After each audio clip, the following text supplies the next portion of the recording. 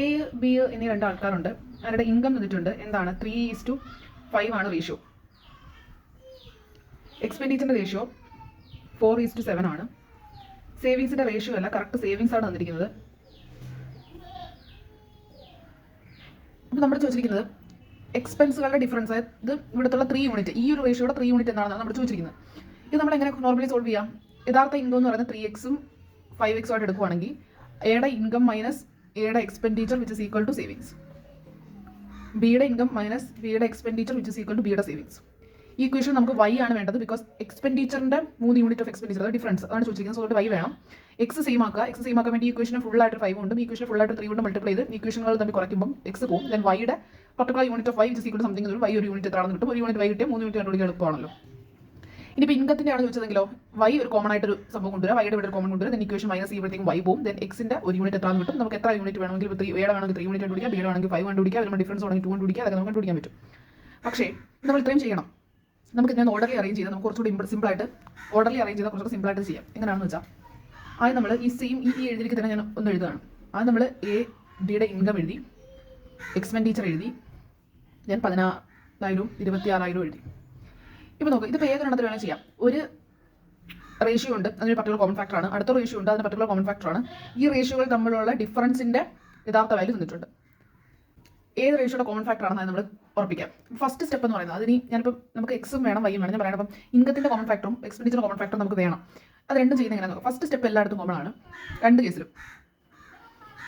ആദ്യം ക്രോസ് ചെയ്യുക, ഇവരെ തമ്മിൽ, അതായത് തന്നിരിക്കുന്ന റേഷ്യോ തമ്മിൽ ക്രോസ് ചെയ്യുക, എന്നിട്ട് എന്ത് ചെയ്യുക, ഡിഫറൻസ് എടുക്കുക. സോ 14 20 21. സോ 20 21 ഡിഫറൻസ് ആയിട്ടുള്ള ഒരു യൂണിറ്റ്, അതിന് കറസ്പോണ്ടിങ് ആയിട്ടുള്ള എത്ര വാല്യൂ ആണ് നമുക്ക് കണ്ടുപിടിക്കണം. സോ ഒരു യൂണിറ്റ് അപ്പോൾ എത്രയാണ് ഇവിടെ വെച്ചാൽ 1 വരാം, 3 വരാം, 5 വരാം, എത്ര വരാം. ഒന്നും അല്ലെങ്കിൽ ക്രോസ് ചെയ്യുക, അത്രയും യൂണിറ്റ് എടുത്ത് എഴുതുക. സ്റ്റെപ്പ് 2 തട്ട് രണ്ട് ഇക്വേഷൻ ടു ഫൈൻഡ് ഇവിടെ ടു ഫൈൻഡ് എക്സും ടു ഫൈൻഡ് വൈയും. സോ എക്സ് അല്ലേ നമുക്ക് കണ്ടുപിടിക്കേണ്ടത്. ഞാൻ ഇവിടെ വൈ എന്ന് പറഞ്ഞിട്ട് നമുക്ക് വരാം. സോ വൈ അല്ലേ നമുക്ക് കണ്ടുപിടിക്കേണ്ടത്. വൈ ഏത് റേഷ്യോയുടെ കോമൺ ഫാക്ടറാണ്? ഈ റേഷ്യോയുടെ കോമൺ ഫാക്ടറാണ്. സോ അതുകൊണ്ട് തന്നെ ആ റേഷ്യോ നമുക്ക് പരിഗണിക്കാതിരിക്കുക. ദെൻ ബാക്കി ഇവരെ തന്നെ ക്രോസ് ചെയ്യുക, എന്നിട്ട് അവരെ ഡിഫറൻസ് എടുക്കുക. സോ 3 × 26,000 ചെയ്യുക,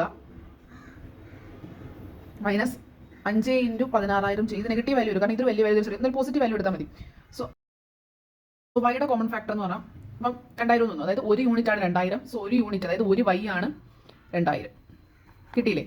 ഇവിടെ ഒരു യൂണിറ്റ്, ഇവിടെ 5 വൈ, ഇവിടെ ഇപ്പോൾ ഒരു യൂണിറ്റ്, ഇവിടുത്തെ ഒരു യൂണിറ്റ് ഒരു വൈ, അല്ലെങ്കിൽ 5 ഡിഫറൻസ് 5 ഒന്നെങ്കിൽ 5 വൈ, അത് എത്രയാണെന്നാണ് നമ്മൾ രണ്ടാമത്തെ സ്റ്റെപ്പ് കണ്ടുപിടിച്ചു. സോ ഇക്വേറ്റ് ചെയ്യുക, ദാറ്റ് ഈസ് ഒരു വൈ എന്ന് പറയുന്നത് ഇവിടെ 2000 ആണ്, നമുക്ക് കിട്ടിയത്.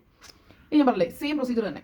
ഒരു യൂണിറ്റ് അതോ ഒരു എക്സ് എത്രയാണെന്ന് നമുക്ക് കണ്ടുപിടിക്കണം. ഒരു എക്സിന് കറസ്പോണ്ടിങ് ആയിട്ടുള്ള എത്ര വാല്യൂ വരും നമ്മൾ സ്റ്റെപ്പ് 2 പറയും. അതെങ്ങനെയാണെന്ന് വെച്ചാൽ നമുക്കിവിടെ വേണ്ടത് ഏതാ?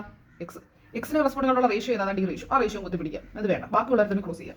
സോ നമുക്കറിയാലോ, പോസിറ്റീവ് എടുത്താൽ മതി. 7 × 16,000 മൈനസ് 4 × 26,000 1000 എന്ന് വരും.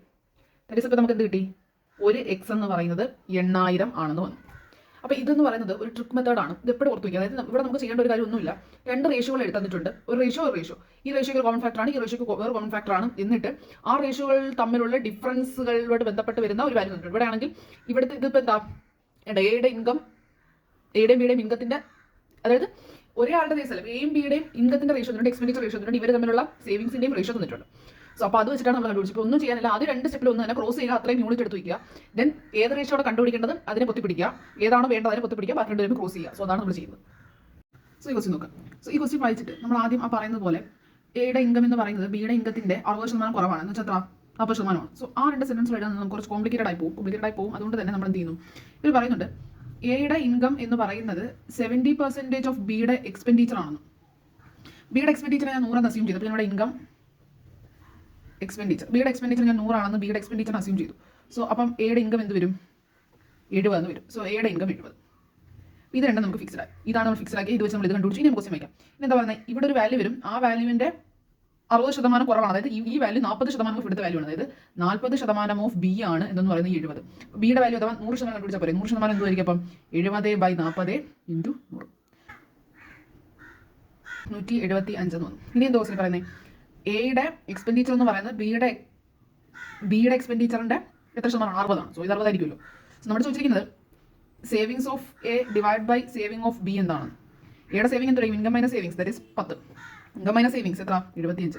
2 കൊണ്ട് വെട്ടാം, ദാറ്റ് ഈസ് 5 കൊണ്ട് വെട്ടാം. 5 10, 2/15, 2:15 ആണ് ഇതിൽ ഉത്തരം.